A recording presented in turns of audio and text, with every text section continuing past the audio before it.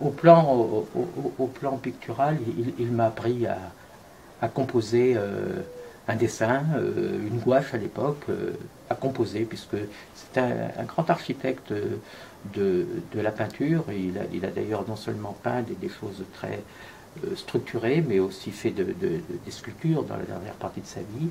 Et puis, au plan humain, il m'a beaucoup donné.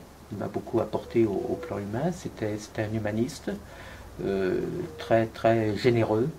Il a, comme vous le savez, accompagné Marc Jacob dans sa dernière partie de sa vie. Et donc, à la fin de sa vie, bien avant la fin de sa vie, hein, quand j'étais étudiant, c'était un ami. On se fréquentait, on était très amis avec Marguerite, son épouse, que j'ai en photo en bas dans mon salon, à côté d'une œuvre de Roger Toulouse, qui m'a dédicacé d'ailleurs un portrait de Marc Jacob. C'était un ami, donc il m'a donné la passion.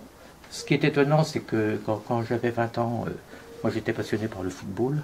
Hein, je suis venu à Beaugency par le football, par la construction de ma vie personnelle, avec mon épouse, mes enfants, ma profession, puis la politique. Oui, ah oui. Et c'est donc 15 ans après avoir quitté Roger Toulouse que j'ai pour la première fois acheté une toile et commencé à peindre en pensant à lui.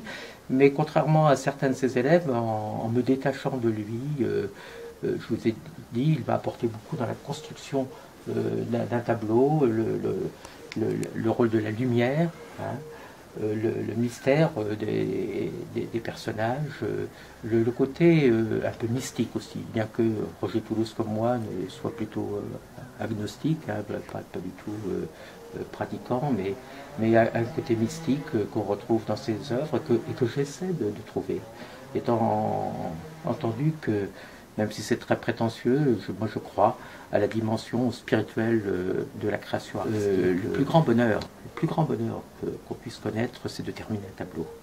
Le plus dur, c'est de commencer, parce que à chaque fois, c'est un nouveau pari, et on en rate. Mais le plus grand bonheur, c'est de terminer un tableau, je vous le dis.